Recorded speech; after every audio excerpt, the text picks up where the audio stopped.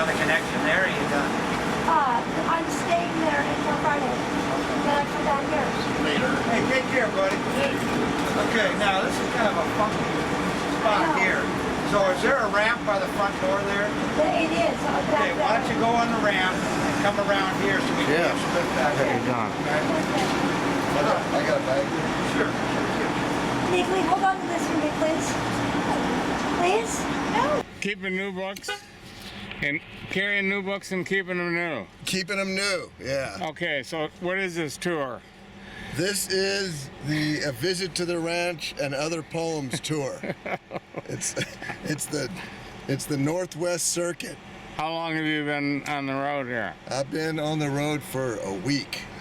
Okay. Since Seattle, Bellingham, Vancouver, Nanoose Bay and Nanaimo, Victoria, and Seattle. Okay. And Yakima. You know Etheridge Knight. Yeah. I don't know if it's called genealogy, but it's him. It's when he was still in prison with and the poem is about is the genealogy of his family that he's writing on his cell, in his prison cell. Yeah, I know so little about my family. You know, about the family in Europe and so forth. And I think it comes from, you know, my parents were the kind of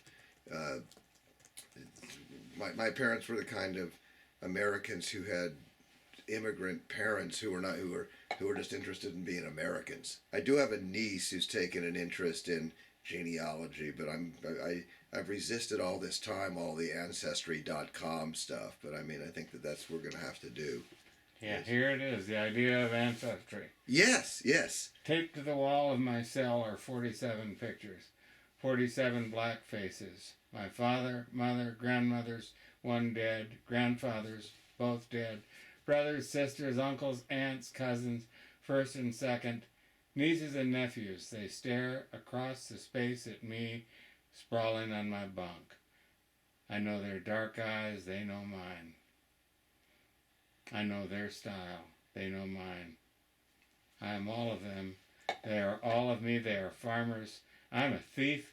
I am me. They are thee. First stanza of that. Yeah. So this is the new book. And Hold it up there for a second. Now, I think I couldn't see it at first. That's a picture of me? You see that? This is a picture of you. Well, it's you said it's a person. Yeah. It's me that's me with sunglasses. Yeah. Yeah. And I couldn't see it at first. I told Jeremy, I said, it's called A Visit to the Ranch and Other Poems. I said I wanted to have, because this is a map of Walla Walla, and so I said I wanted to have kind of a rural urban feeling at once, and then I saw that this, and he showed it to me, and he sent it to me. I mean, on the computer, and I said, yeah, it's a nice map, but where's the urban part? And I didn't see I didn't see the face, and so it's a guy with sunglasses. And guy with sunglasses superimposed over Walla Walla. Okay, very cool. Yeah, do you know? And it's done by two young guys in Olympia, Washington, named Sky Cosby. I know Sky Cosby. Yeah, well, okay, Sky. He works with a guy named his partner is a guy named Robert Ross. And if you're seeing this guy, I'm not minimizing you, but Rob did all the work. Okay. Rob typeset this sucker and printed it, and Sky's the bookstore guy. Yes, he and is. Rob is the printer guy. But they're the press. But yeah, I know who did the work, Rob. Okay. Anyway, but because he put a lot of love into this. I saw that there were a series of poems about Charles and Walla Walla. Wow. And one of them, by the way, one of these poems is from Weathered Pages, right? It was the early bird catches the world, I think, it was in Weathered Pages, your Blue Begonia anthology, and so I segregated out 12 pages of poems, and so the beginning of the book, the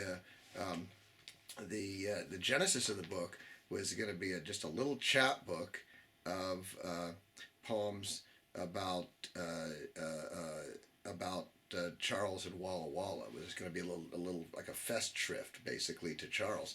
And at the end of the book, there is an essay by Jeremy Galkey about Charles called "Polymath of the Palouse." God, you can't wait to get to Walla Walla with this book tomorrow. Yeah, and right there, this is hold that up. Hold it still. Oh, wow. I really think that captures Charles. He kind of that's by McNeely. That's by Robert McNeely. Yeah,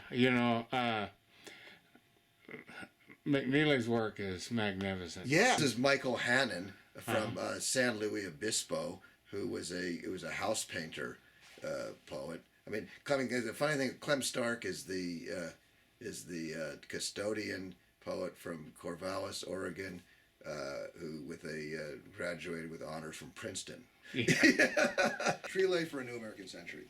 The dog in the truck on the freeway at night, switching lanes back and forth by the moon. An occasional bug on four wheels left or right.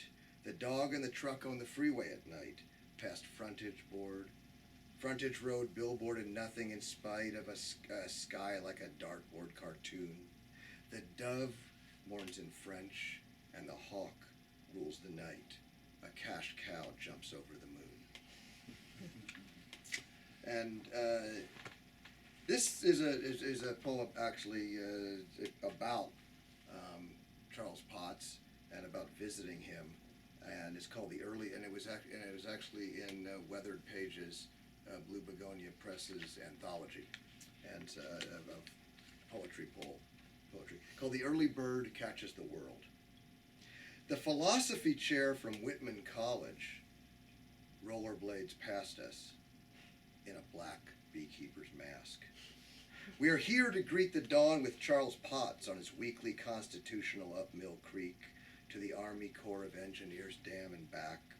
Elderberry trees along the asphalt path bear fruit.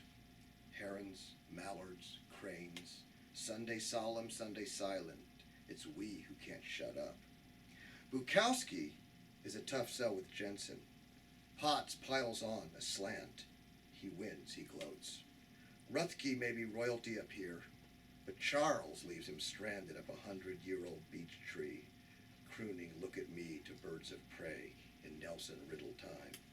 And then there's Philip Larkin, off the grid, a blighted branch, a windless bag.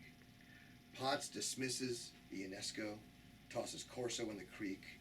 His lawyer cycles by that lazy shark, a September streak chasing October. We departed in full dark, the risen sun sheds reams of light. Charles unspools a yarn about a prison guard, his guilt, his suicide. Charles, back from 2 years in Japan, saw the widow and said, "Say hello to Monty." Her face looked like I'd slapped her. Now the day. Poetry, but he has a very lurid story. Frank Stanford? Yeah, his story is, to a lot of people, the main attraction is his lurid story, and his poetry transcends that. That's a goose, right? Is this a goose? Yeah. You see this guy here? These guys are nasty, right? Yeah. The one time I've been in England 3 times because I haven't been overseas much because I don't know if I'm going to put that in your mouth. Wait a minute. Can I put that in this duck in this goose's mouth? Okay, I'm not going to get too close. I was chased around in Stratford-on-Avon. I was chased around by a couple swans. A friend who's the best red bartender in San Francisco. Who's that? His name's Connor Howard. Connor's a printer, and he gave me a broadside he'd done. I can't remember the poem right now, of a Seamus Haney poem, but it's signed by Seamus Haney.